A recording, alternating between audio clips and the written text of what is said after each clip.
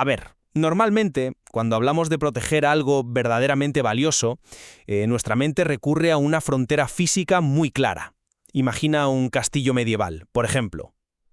Sí, la típica imagen de la fortaleza. Exacto. Construyes un muro de piedra inmenso de, no sé, 3 metros de grosor, instalas una puerta de acero macizo y, bueno, un puente levadizo. Si alguien quiere entrar, tiene que usar la fuerza bruta, traer un ariete y derribarla. Claro. Es un escenario reconfortante por lo binario que es. O estás dentro o estás fuera. Y francamente, durante mucho tiempo la ciberseguridad se diseñó exactamente así. Ya, y es una imagen mental que, hombre, nos da muchísima paz. A los seres humanos nos gusta que las defensas sean visibles, que sean tangibles. Queremos poder tocar ese muro virtual y decir, vale, aquí termina el peligro. Sí, totalmente. El problema es que esa idea hoy en día ya es una fantasía absoluta. Exacto. Das un paso hacia el ecosistema actual de la ciberseguridad, tanto corporativa como personal, y de repente esa muralla de piedra se desvanece por completo. Estamos mirando un paisaje defensivo que es francamente borroso. Muy borroso. Un entorno donde el perímetro tradicional simplemente ha dejado de existir. Así que bienvenidos al debate. Soy el primer presentador y bueno, hoy nos enfrentamos a una de las cuestiones más urgentes y complejas en la arquitectura de redes modernas. Y no es para menos, porque la situación tiene tela. Absolutamente. En el ecosistema hiperconectado de hoy, la pregunta central es ¿cuál es la vulnerabilidad definitiva que pone en riesgo nuestros datos más sensibles? ¿Es el comportamiento humano, que siempre es falible y emocional, o es la proliferación silenciosa y casi descontrolada de sistemas automatizados e identidades digitales? Es una tensión que, fíjate, está rompiendo los esquemas de los equipos de seguridad en todo el mundo. Y para analizarlo, hoy contrastamos dos perspectivas que me parecen fascinantes. Por un lado, tenemos el reciente artículo de The Hacker News sobre el peligro crítico de las llamadas identidades no humanas huérfanas. Un artículo demoledor, por cierto. Lo es. Y por otro lado, nos apoyamos en el profundo análisis del libro Blindaje Digital, del experto Wilfredo Gallego Penedo. Yo desde luego voy a sostener que la vulnerabilidad fundamental, el verdadero agujero en la muralla, reside invariablemente en la capa 8. Es decir, el usuario humano. Es nuestro desconocimiento, nuestra búsqueda constante de comodidad y nuestras emociones lo que realmente abre la puerta al atacante. Vale, pues yo defenderé la otra cara de la moneda. Creo que centrarnos en el error humano es mirar por el retrovisor. La amenaza real y actual ha evolucionado drásticamente. El peligro ya no es el humano, son las identidades no humanas. Identidades silenciosas con un exceso de privilegios brutal y que operan a unas velocidades que escapan por completo a nuestro control diario. Bueno, a ver, para establecer mi postura inicial, yo me apoyo firmemente en la tesis central de blindaje digital. Si analizamos la infraestructura actual, la tecnología subyacente que usamos es, increíblemente robusta. Técnicamente sí, claro. Para que nos entendamos, los sistemas de cifrado modernos, como el protocolo WPA3 de tu router de casa, o el cifrado de extremo a extremo de tus mensajes de WhatsApp, todo eso es matemáticamente invulnerable a la fuerza bruta en un tiempo razonable. Sí, necesitas ordenadores cuánticos o milenios para romperlo. Exacto. Un atacante podría estar miles de años intentando adivinar la clave con los ordenadores actuales, y no lo lograría. Entonces, la gran pregunta es, ¿por qué caen las grandes empresas? Caen porque los atacantes han comprendido una verdad muy incómoda, y es que ya no necesitan hackear sistemas, hackean comportamientos. Entiendo por dónde vas, pero, a ver. Déjame terminar el concepto, porque creo que es fundamental para el debate. En redes usamos el modelo OSI, que divide cómo funciona una red en 7 capas. La capa 1 es el cable físico, la capa 7 es la aplicación que usas. Pues bien, en ciberseguridad bromeamos de forma muy seria con la capa 8, que es la persona sentada frente a la pantalla. El humano. La famosa capa 8. Esa es. Vemos cómo la ingeniería social, el phishing moderno, que ojo, ahora está hiperpersonalizado gracias a la inteligencia artificial, y la constante reutilización de contraseñas eluden defensas en las que se han invertido millones de euros. Como plantea el libro que mencionaba, la seguridad no depende de tecnología avanzada. Ya. Depende de la coherencia humana, la falta de orden, el autosabotaje por pura pereza, la ignorancia de no actualizar un sistema. Esos son los vectores reales. Las máquinas pueden ser el vehículo, pero es la negligencia del humano lo que siempre deja las llaves puestas en el contacto. Hombre, plantearlo así es, digamos, obviar la magnitud del ecosistema actual. Entiendo tu fijación con el error humano. Es una narrativa clásica que ha dominado la industria durante, no sé, 20 años. Porque sigue siendo cierta. Bueno, es fácil culpar al empleado que hizo clic donde no debía, pero yo vengo a plantear que esa visión a día de hoy está obsoleta. Y me apoyo en los datos empíricos que presenta The Hacker News. Seguir centrando nuestros presupuestos en la capa 8 es ignorar que el campo de batalla ha cambiado de dimensión. Fíjate en esto. Los datos de este último año son clarísimos. El 68% de las brechas masivas en entornos de nube no tuvieron absolutamente nada que ver con un empleado cayendo en phishing. Nada en absoluto. Nada. Ni con una contraseña débil tipo 1234. ¿Y entonces de dónde surgen esas brechas? Pues se debieron a cuentas de servicio comprometidas y claves de API olvidadas. Estamos hablando de un cambio de paradigma total. Fíjate en una cosa, hoy en día, por cada empleado humano que hay en una organización, existen entre 40 y 50 credenciales automatizadas. Esa proporción es altísima. Es brutal. Son integraciones de inteligencia artificial, tokens de acceso continuo, cuentas que permiten que un servidor hable con otro servidor en milisegundos y, ojo, sin ninguna intervención humana. Ya, las famosas identidades fantasma. Exacto, el artículo las llama identidades fantasma o no humanas. Y estas identidades ignoran los correos electrónicos. No puedes mandarles un phishing porque sencillamente no leen correos. Lógico. No tienen emociones que puedas manipular con ingeniería social. Pero, y aquí está el terror absoluto, poseen privilegios de administrador altísimos. Crean puertas traseras invisibles operando las 24 horas del día. El verdadero peligro ya no es Paco, el de contabilidad, que se equivoca al abrir un PDF. Pobre Paco. Pobre Paco, sí. El peligro es la máquina a la que le dimos acceso total hace 3 años, que sigue operando en la sombra y que sencillamente olvidamos vigilar. Vale, a ver, me parece un punto de partida excelente porque define exactamente dónde discrepamos. Tú dices que la máquina autónoma es el problema. Yo digo que esa máquina no es autónoma en su origen.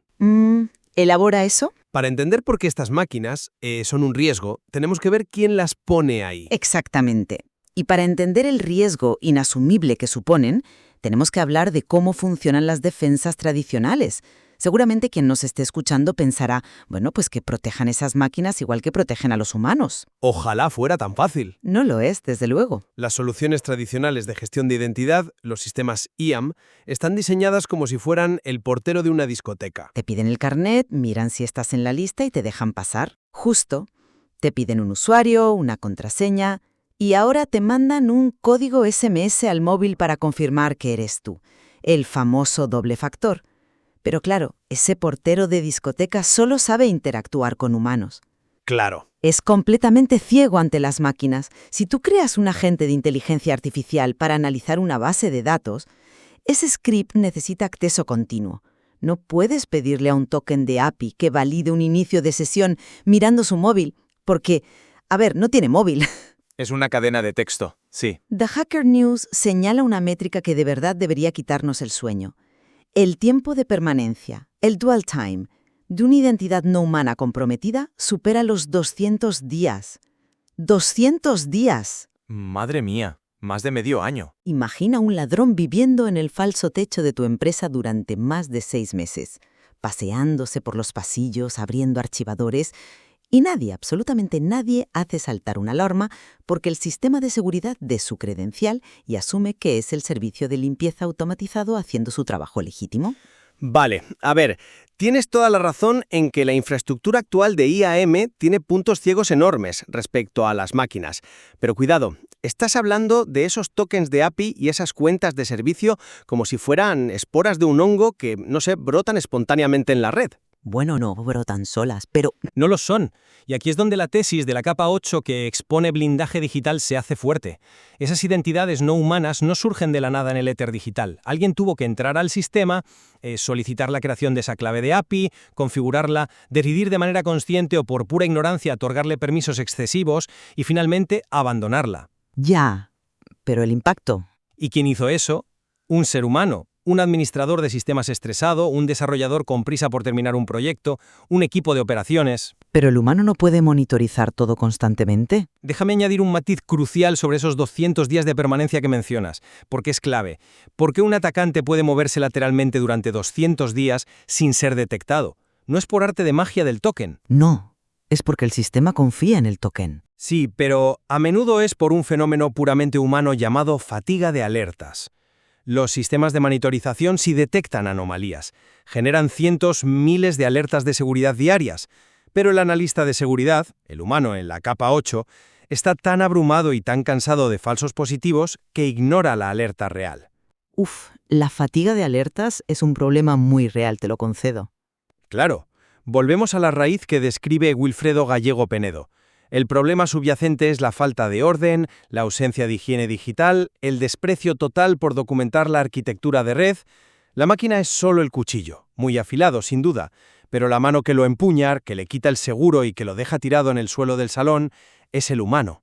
A ver, esa es una abstracción filosófica muy atractiva. Decir que todo es culpa del humano porque el humano inventó el ordenador es técnicamente cierto, vale. Pero operativamente es inútil. ¿Inútil por qué? Porque la escala cambia por completo la naturaleza del problema.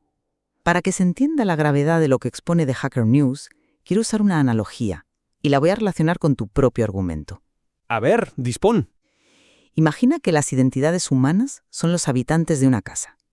Tú puedes educar a tus hijos para que miren por la mirilla, para que no le abran la puerta a desconocidos, para que activen la alarma antes de dormir. Eso es básicamente tu libro, Blindaje Digital.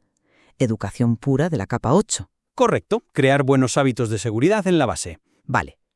Pero dejar identidades huérfanas, como un token de acceso suelto en un repositorio, es exactamente como llegar a tu casa, abrir la puerta principal y dejar tu juego de llaves puesto por fuera, directamente en la cerradura, y marcharte a dormir. Un atacante moderno no necesita venir con una palanca a romperte la ventana, no necesita usar fuerza bruta matemática contra la puerta blindada, ni siquiera necesita mandar un correo falso a tu hijo para engañarle. Simplemente camina por la calle, ve tu llave maestra brillando en la cerradura, la gira y entra. Es una imagen potente. Se mueve por el pasillo, entra en las habitaciones y todo de forma completamente silenciosa, porque, para la casa, él es el dueño legítimo, usando la llave correcta. Me encanta esa analogía. O sea, de verdad, acepto la imagen de la llave puesta por fuera en la cerradura porque es súper visual y muy precisa para explicar que es un secreto expuesto. Pero llevemos tu propia metáfora hasta el final, si te parece. Venga, adelante. ¿Por qué el dueño de la casa dejó la llave puesta por fuera? Pues por un error, un despiste. Por error sí, pero ¿motivado por qué? No fue un fallo metalúrgico de la llave, no fue un defecto mecánico de la cerradura, fue un fallo estructural del comportamiento humano. ¿Por qué ocurre esto constantemente en las empresas? Por la carga de trabajo, principalmente. Y porque el cerebro humano está programado para buscar la comodidad y evitar la fricción. Blindaje Digital explica esto a la perfección cuando disecciona la fatiga de contraseñas. Construimos arquitecturas digitales complejas. Obligamos a los desarrolladores a recordar docenas de accesos y ellos se autosabotean para poder trabajar. Sí, buscan atajos. Claro, un programador genera un token de API permanente, sin fecha de caducidad, porque es, entre comillas, más cómodo que configurar una rotación de claves cada 30 días, lo cual implica pedir permisos, hacer pruebas, generar fricción. Omite segmentar la red porque eso exige documentar los procesos. Ya entiendo dónde vas. Entonces, sí, la llave en la cerradura es innegablemente peligrosa, pero el origen del fallo no es la llave, es el hábito crónico del dueño de la casa de buscar el camino fácil, abrir y olvidarse. Si no abordamos esa psicología de la comodidad, los humanos seguirán forjando llaves maestras y dejándolas en la calle, por muchas herramientas carísimas que compres para escanear la puerta. Es un argumento sólido, te lo reconozco. El factor psicológico juega su papel, sin duda. Pero fíjate, te olvidas de la simetría más brutal de todas en este ecosistema. Y hablo de la velocidad. La automatización de los ataques. Exacto. Tú hablas de hábitos humanos, de psicología, de educar al usuario. Corregir un hábito humano tarda meses, a veces años.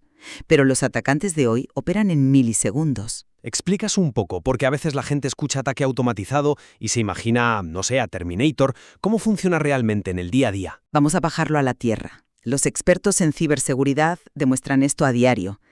De hecho, Es algo que podemos ver ilustrado con ejemplos reales y francamente escalofriantes en canales divulgativos como la cuenta de TikTok de ByteShield. Ah, sí, tienen vídeos muy reveladores. Buenísimos. Allí muestran cómo funciona la explotación en la vida real. Y la realidad es que no hay un hacker con una capucha negra tecleando furiosamente en una habitación a oscuras. Lo que hay son ejércitos de bots, scripts automatizados que están rastreando repositorios de código público en Internet como GitHub las 24 horas del día. Buscando las llaves que los humanos dejan por fuera, siguiendo tu analogía. Sí, pero buscando con una eficiencia que no podemos ni imaginar. Estos bots no leen el código como lo haría un humano. Usan reconocimiento de patrones, lo que en programación llamamos expresiones regulares. Vale. Por ejemplo, una clave de Amazon Web Services, AWS, siempre empieza por unas letras concretas, como A, K y A. Es un patrón matemático. Imagina que todas las llaves de las casas tuvieran forma de estrella. Ujú. El bot no va mirando puerta por puerta. Hace un barrido masivo buscando formas de estrella a la velocidad de la luz.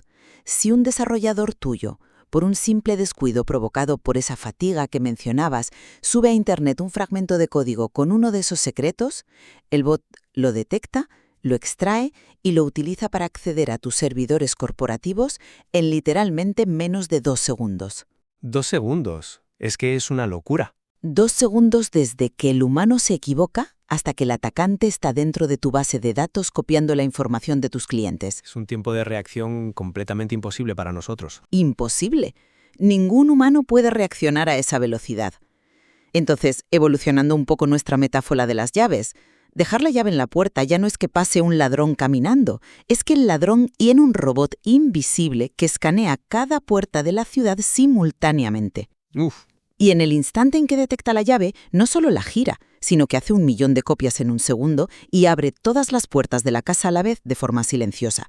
Ninguna cantidad de educación sobre buenos hábitos de capa 8 va a salvar a una empresa contra eso. Yo. Decirle al empleado, tómate 10 segundos antes de hacer clic, no sirve de nada aquí. La escala y la velocidad exigen que dejemos de depender del humano. Necesitamos máquinas controlando a máquinas. A ver, reconozco plenamente esa asimetría. Es aterradora. La automatización ofensiva, estos bots que describen también en canales como ByteShield, han eliminado por completo la ventana de tiempo para la reacción humana. O sea, si cometes el error estás muerto antes de darte cuenta. Literalmente. Sin embargo, mi punto es que la respuesta a esa velocidad inasumible no es simplemente rendirse y decir, ¡hala!, que las máquinas vigilen a las máquinas, sino construir defensas estructurales previas que sean resilientes. Y aquí es donde entra lo que Blindaje Digital denomina la checklist final de seguridad. El libro insiste en un concepto que es un axioma en nuestra industria. La arquitectura vence a la velocidad. ¿En qué sentido lo aplicas aquí? Piensa en esto. El bot captura la clave de AWS en 1 milisegundo. De acuerdo. Pero ¿qué pasa después? ¿Qué puede hacer esa llave? Lo que le permitan sus privilegios. Exacto. Si un administrador humano hizo su trabajo y aplicó el principio de mínimo privilegio, esa clave robada solo sirve, por ejemplo, para que una aplicación lea el catálogo de productos de tu web, y nada más. No puede acceder a la base de datos de contraseñas de los usuarios. Vale, asumiendo que esté bien configurada. Claro, y además, si ese humano implementó una segmentación de red adecuada, imagina poner puertas cortafuegos en los pasillos de tu casa, el atacante entra al recibidor, sí, a la velocidad de la luz, pero se choca inmediatamente contra un muro de ladrillo al intentar pasar al salón o al dormitorio. Ya veo. El famoso movimiento lateral se frena en seco. Las máquinas, por muy rápidas que sean, solo pueden operar dentro de los estrechos límites que la arquitectura humana les ha concedido de antemano. La tecnología no se regula sola, no tiene sentido común. El criterio humano al diseñar una defensa en profundidad es el único blindaje real que tenemos. A ver, fíjate que al decir eso estás ilustrando exactamente por qué tu enfoque falla en el mundo real. ¿Por qué? Porque tu defensa en profundidad asume que el arquitecto humano tiene un mapa perfecto y actualizado de su propia red. Asume que sabe dónde está cada llave, que abre cada cerradura y que no se ha dejado ningún pasillo sin su puerta cortafuegos. Bueno, ese es el ideal, claro. Claro, pero cualquier profesional que trabaje en ciberseguridad corporativa te dirá que la realidad es que el caos es la norma. El problema fundamental de las identidades huérfanas es precisamente ese adjetivo. Son huérfanas o fantasmas. Son invisibles. Nadie en la empresa sabe que existen hasta que salen en las noticias porque han sido explotadas. Ya, pero la invisibilidad es consecuencia de una mala gestión inicial. Es consecuencia de la extrema complejidad.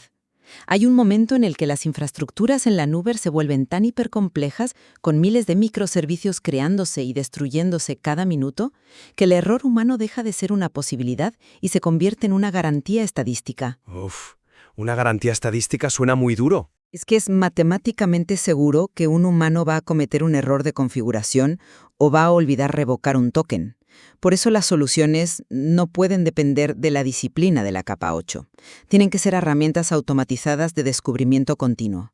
Sistemas que detecten un token de API con privilegios excesivos y lo pongan en cuarentena automáticamente, sin ni siquiera preguntar al desarrollador. O sea, automatizar la limpieza de los desastres que nuestra propia comodidad humana genera constantemente. Básicamente sí. Es una aproximación pragmática, te lo concedo. Pero fíjate en la ironía del asunto. Incluso en ese escenario de máxima tecnología de vanguardia que describes, todo ese esfuerzo titánico de ingeniería se está diseñando y pagando para mitigar, adivina qué, el fallo de la capa 8. Seguimos orbitando el mismo Sol. El origen del caos sigue siendo el mismo. Orbitamos el mismo Sol, te lo acepto, pero no nos engañemos. El daño letal hoy proviene de esos asteroides invisibles que no vemos venir. Creo que hemos llegado al núcleo de nuestro debate y las posturas han quedado muy claras. Sí, creo que sí.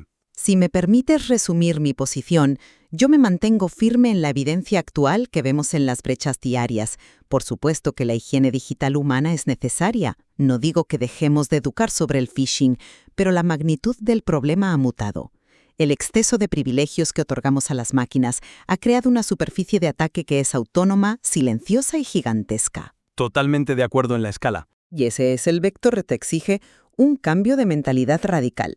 Necesitamos imperiosamente sistemas automatizados que gestionen el ciclo de vida de los tokens, porque si no eliminamos proactivamente esas identidades huérfanas, estamos cerrando la puerta con 3 candados pero dejando las llaves de acceso directo flotando en Internet. Ya.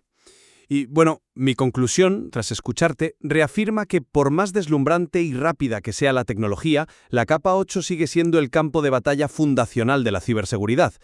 La automatización y los bots que barren GitHub son amplificadores del riesgo formidables, de eso no cabe duda. ¡Claro! Pero no olvidemos que la vulnerabilidad original nace de la falta de orden y la pereza cognitiva en la configuración. Podremos poner 1000 monitores automatizados, pero los protocolos estructurados por los humanos, bajo el principio de menor privilegio, siguen siendo nuestro único blindaje a largo plazo contra el caos. Sin embargo, a pesar de lo polarizado de nuestras posiciones, creo que hay un terreno donde la convergencia entre tú y yo es total. ¿Cuál dirías que es? Que el mayor enemigo de la seguridad, nuestro verdadero adversario en la sombra, es la invisibilidad del riesgo. Da igual si hablamos de un director que recicla la contraseña en el servidor de la empresa o de un script operando en la nube con permisos de superadministrador. Lo que no se conoce, lo que ocultamos bajo la alfombra por no querer enfrentarnos a la fricción, terminará siendo descubierto y explotado sin piedad. Completamente de acuerdo contigo ahí. La invisibilidad es el verdadero peligro estructural. Y por eso, para aquellos oyentes que quieran aterrizar estos conceptos y entender cómo construir defensas que funcionen desde la base, les recomiendo encarecidamente que lean el libro Blindaje Digital de Wilfredo Gallego Penedo. Una lectura súper necesaria hoy en día. Sí, es reveladora sobre cómo la falta de orden genera estos desastres. Y para complementar esa lectura y ver la parte práctica y asustarse un poco viendo cómo actúan esos bots en milisegundos encontrando secretos expuestos, les invito a explorar el canal de TikTok ByteShield. Ver visualmente cómo funciona este ecosistema es el mejor paso para entender el alcance de todo lo que hemos hablado hoy. Excelente recomendación. Es vital unir ambas caras de la moneda, ¿verdad? La teoría del comportamiento y la brutal realidad de la explotación técnica. Efectivamente. Volviendo a la imagen de nuestro castillo del principio, podemos haber construido muros impresionantes, pero de nada nos van a servir si seguimos dejando copias de nuestras llaves olvidadas en la cerradura exterior. El peligro ya no está esperando en la frontera. Probablemente ya está caminando por tus pasillos. La pregunta es si tienes el control necesario para detectarlo a tiempo. Muchísimas gracias por acompañarnos y hasta el próximo debate.